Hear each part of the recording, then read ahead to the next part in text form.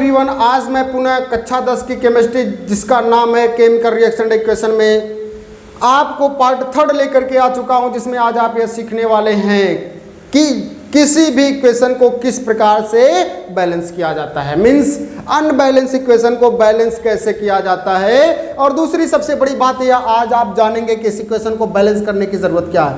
Why we can balance the equation, हम equation को balance, why, what is the need for balance the equation, क्या need है equation को balance करने के। तो हम आपको बता दें कि पिछले कक्षा में अनेक ही क्लास 9th आप ये पढ़ करके आए law of conservation of mass, जो कि एक लॉ ऑफ केमिकल कम्बिनेशन बोला जाता है। मीन्स केमिकल कम्बिनेशन के लॉ ऑफ मास एक्शन जिसे लॉ ऑफ कंजर्वेशन मास कहा जाता है, मैं आपको सीधे सीधे बताया गया कि अगर किसी इक्वेशन की बात करते हैं तो इक्वेशन में जो नंबर ऑफ रिएक्टेंट होता है वह नंबर ऑफ प्रोडक्ट के क्या होता है, इक्वल होता है। The mass of reactant is equal to the number of mass, जिसमें रिएक्टेंट की मात्रा जो होती है वो प्रोडक्ट की मात्रा के बराबर हो जाती है, उसको हम लोग क्या बोलते हैं, लॉ ऑफ कंजर्वेशन मास बोलते हैं, मीन्स द्रव्यमान संरक्षण का नियम बोलते हैं। और द्रव्यमान संरक्षण का नियम क्या कहता है, द्रव्यमान संरक्षण के नियम के अनुसार law of conservation mass according to बोला जाता है कि कभी भी किसी भी भौतिक या रासायनिक परिवर्तन के फलस्वरूप अभिकारकों की जो मात्रा होती है उत्पादों की मात्रा के बराबर होती है। मीन्स आप कह सकते हैं according to conservation of law of mass action, at any physical or chemical changes the mass of the reactant is equal to the mass of the product, that is called as the conservation of law of conservation of mass कहा जाता है। Means सदैव जो रिएक्टेंटों की संख्या होती है student व प्रोडक्टों की संख्या के क्या होती है, बराबर होती है। कोई भी रिएक्शन आप करा पा रहे हैं और रिएक्शन कराते समय देखेंगे कि जो रिएक्टेंट है वो प्रोडक्ट के बराबर है या नहीं। अगर नंबर ऑफ रिएक्टेंट प्रोडक्ट के बराबर हो जाता है तो आप ये मान लीजिए कि वह रिएक्शन क्या है, बैलेंस है। अगर उसमें से कोई भी एलिमेंट एब्सेंट है या किसी भी एलिमेंट का जो मास है रिएक्टेंट का मास जो है प्रोडक्ट के मास के इक्वल नहीं है तो उस रिएक्शन को हम लोग क्या नाम देते हैं, अनबैलेंस इक्वेशन नाम देते हैं। अब आपको बताएं जरूरत क्या थी, लॉ ऑफ कंजर्वेशन मास के अनुसार रिएक्टेंट प्रोडक्ट के इक्वल होना चाहिए, यह जरूरत थी। दूसरी सबसे बड़ी चीज कि अगर नहीं इक्वल है तो आप इक्वल कैसे करेंगे। तो हाँ दोस्तों, आज मैं वही समझाने आ चुका हूं आपको पार्ट 3 में। यदि आप मेरा पार्ट 1 और पार्ट 2 न देखे हो तो पीछे जाकर के जरूर देखें, जिसमें आपको कुछ ऐसा बताया गया है कि केमिकल रिएक्शन क्या है, उसमें किस प्रकार के चेंजेज होते हैं और केमिकल इक्वेशन कहते किसे हैं, और बैलेंस अनबैलेंस इक्वेशन क्या है।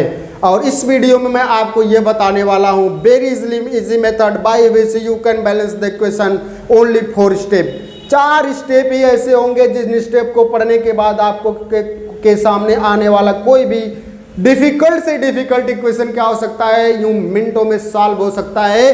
तो आइए जानते हैं कि किस प्रकार से हम किसी इक्वेशन को बैलेंस करते हैं। डियर स्टूडेंट, इक्वेशन को बैलेंस करने के लिए क्या करना होता है, first of all most of the unbalance chemical equation can be balance by following step. कुछ ऐसे स्टेप दिए गए हैं जिन स्टेपों के माध्यम से आप इक्वेशन को क्या करते हैं, बैलेंस करते हैं। हम आपके सामने की इक्वेशन लिखते हैं, जरा आप उसको गौर करिए कि वह इक्वेशन है क्या। हमने लिया beryllium chloride plus potassium sulphate, यह आपका beryllium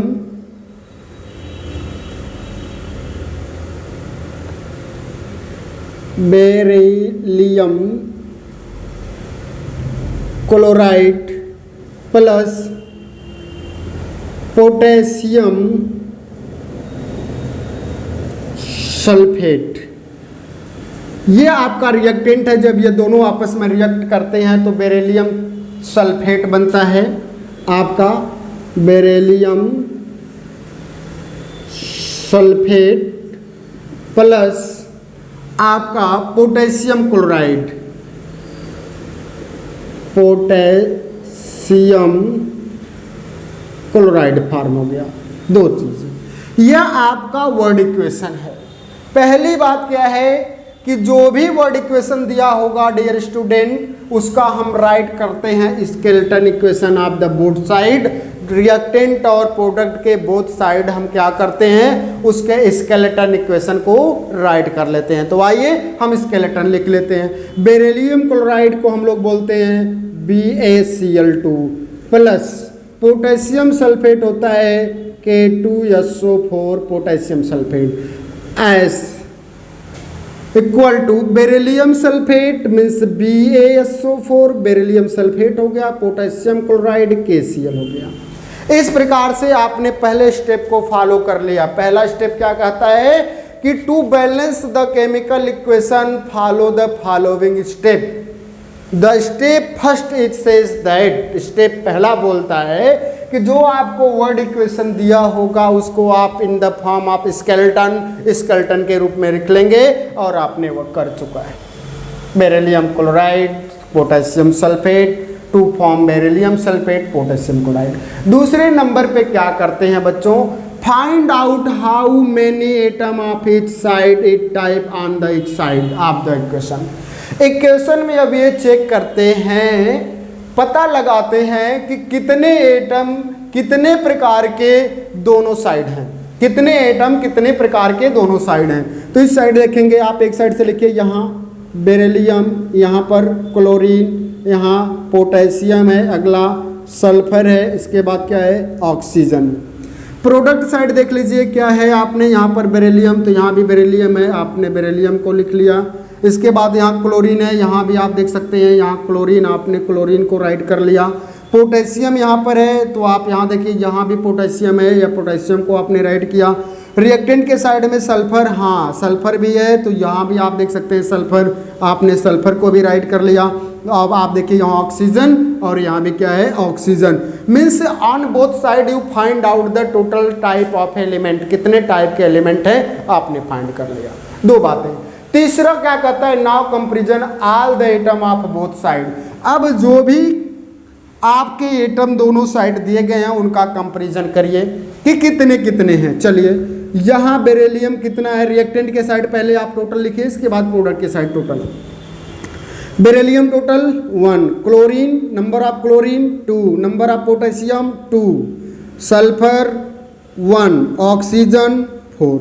okay next beryllium sulphate में आप देख लेंगे यहाँ पर बेरिलियम की मात्रा 1 है, सल्फर की मात्रा देख लीजिए 1 है, ऑक्सीजन की मात्रा आपकी 4 है, इसके बाद पोटेशियम की मात्रा 1 है और क्लोरीन की मात्रा भी 1 है।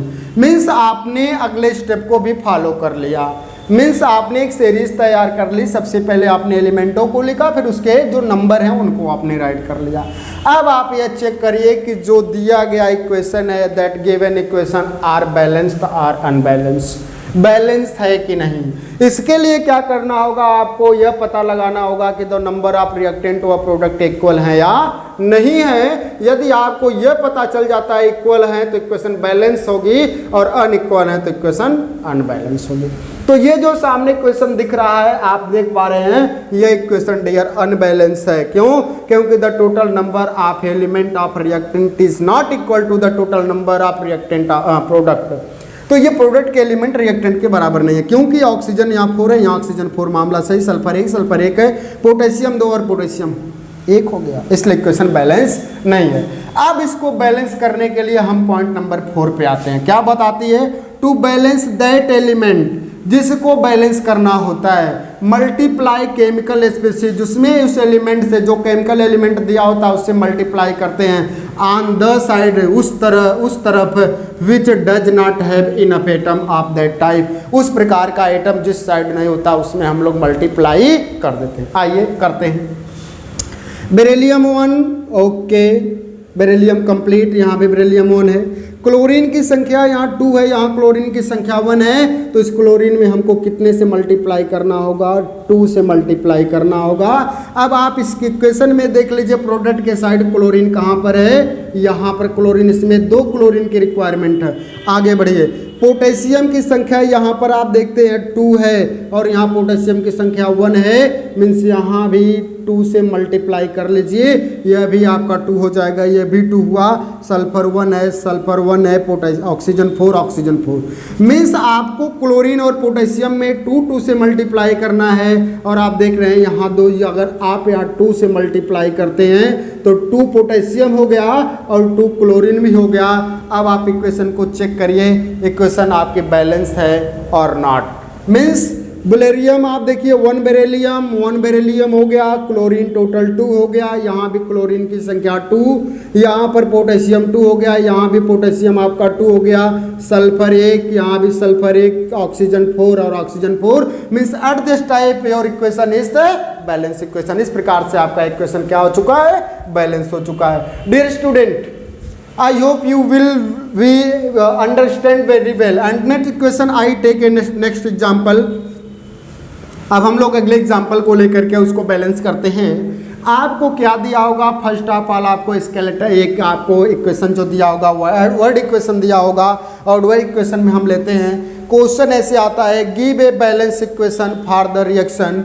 एक क्वेश्चन हम आपको लगा करके बता रहे हैं, ऐसे इक्वेशन आता है आपके बोर्ड में, कहता है give a balance equation for the reaction, give a equation for, बोलता है give a equation for the reaction,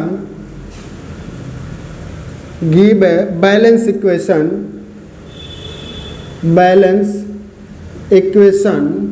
give a balance equation for the reaction where methane, equation for the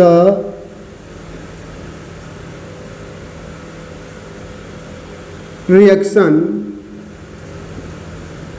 in which methane, जिसमें methane oxidised और burn, जिसमें oxygen क्या होती है, burn होती है, जल जाती है, and burn in air to form, burn in air to form बनाती है, क्या बनाती है जी, carbon dioxide, carbon dioxide and water. अब इन्होंने बता दिया कि एक ऐसा इक्वेशन दीजिए जिसमें बैलेंस इक्वेशन दीजिए जिसमें मेथेन मॉलिक्यूल बर्न होती है इन एयर, वायु के साथ, और to form carbon dioxide and water. अब इस प्रकार का इक्वेशन आ गया। तो सबसे पहले मेथेन का फार्मूला आप लिखेंगे, मेथेन आपका होगा, वर्ड इक्वेशन लिखिए, मेथेन हो गया, किसके साथ, एयर के साथ, एयर मीन्स क्या होता है, ऑक्सीजन के साथ आपने एयर कर लिया, और यह क्या देता है, कार्बन डाइऑक्साइड देता है, आप यहाँ लिखेंगे कार्बन डाइऑक्साइड, और प्लस क्या देता है, वाटर, प्लस वाटर मॉलिक्यूल। यह आपका कौन सा इक्वेशन हो गया, वर्ड इक्वेशन। अब इस वर्ड इक्वेशन का आप क्या लिखते हैं बच्चों, हम लोग स्केलेटन लिखते हैं। मेथेन को क्या बोलते हैं, CH4 plus O air O2 हो गया, यह आपका वर्न होगा, फॉर्म करेगा कार्बन डाइऑक्साइड प्लस वाटर को लिखते हैं आप H2O। Dear student, first of all you identify this equation are balance और नॉट। पहले तो ये जान लेंगे कि जो दिया गया इक्वेशन है यह बैलेंस है या नहीं बैलेंस है।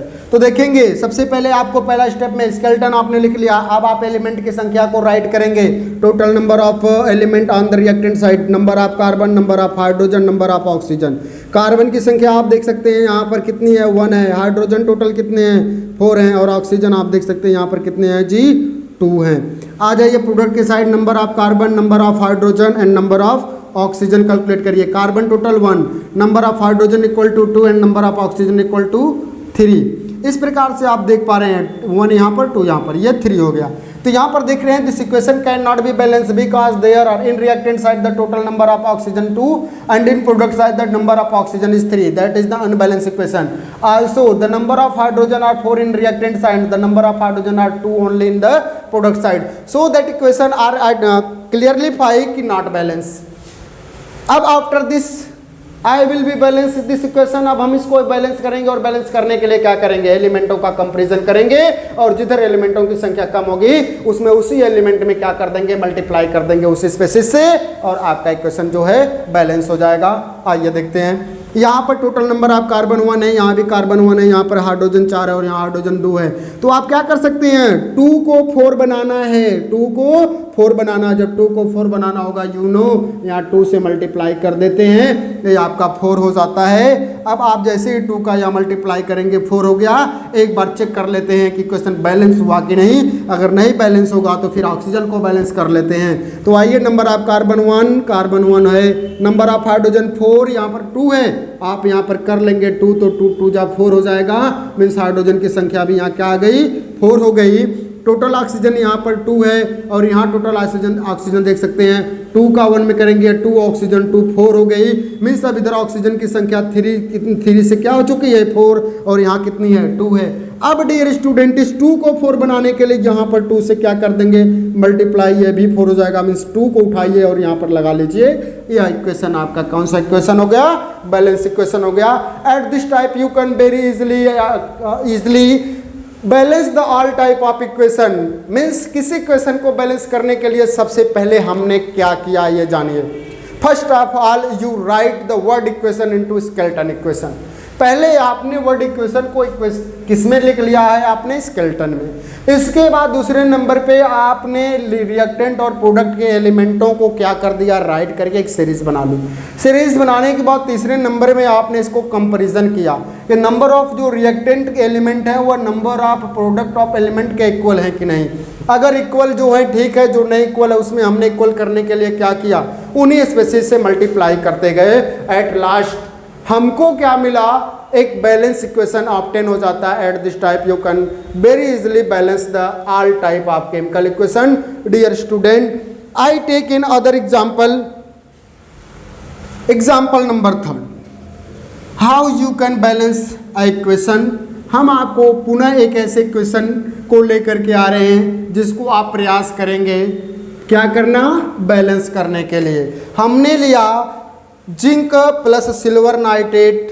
पहले हमने लिया यहाँ पर जिंक और इस जिंक की रिएक्शन कराया सिल्वर नाइट्रेट के साथ। जिंक प्लस सिल्वर नाइट्रेट यह बनता है जिंक नाइट्रेट प्लस सिल्वर, बन जाता है आपका जिंक नाइट्रेट प्लस सिल्वर।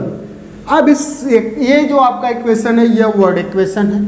इस वर्ड इक्वेशन को आप राइट करेंगे किस फॉर्म में, स्केलेटन फॉर्म में। वेरी गुड, आप स्केलेटन फॉर्म में जिंक मीन्स होता है Zn प्लस सिल्वर नाइट्रेट को आप लिखते हैं AgNO3, ये आपका सिल्वर नाइट्रेट हो गया।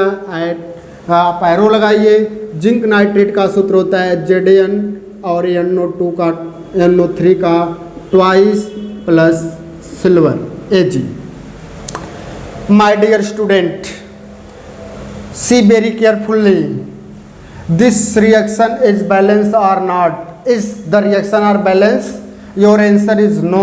why, क्यों नहीं बैलेंस है, यहाँ आप देख सकते हैं very easily the number of nitrate is 1, the number of nitrate is 2, so this equation can't be balanced।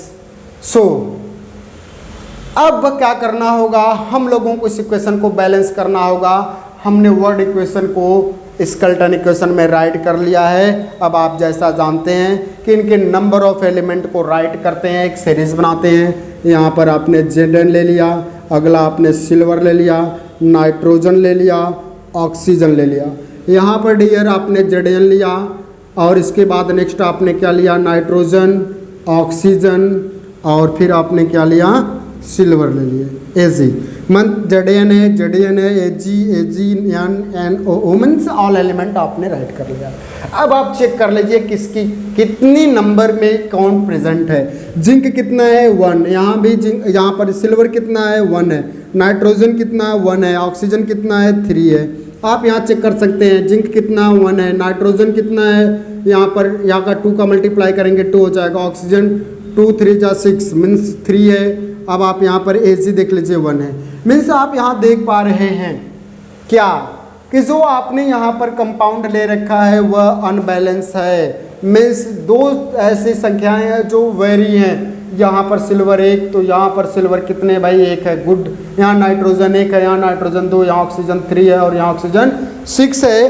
अब आप इसको बैलेंस करेंगे किस तरह से, इसको बैलेंस करने के लिए आपको क्या करना होगा डियर स्टूडेंट, ध्यान दें।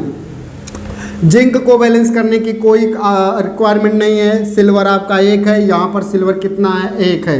अब आप देखिए नाइट्रोजन की संख्या 1 है और यहाँ नाइट्रोजन की संख्या 2 है। यहाँ नाइट्रोजन की संख्या 2 बनाने के लिए और ऑक्सीजन की संख्या यहाँ 3 है, इसको 6।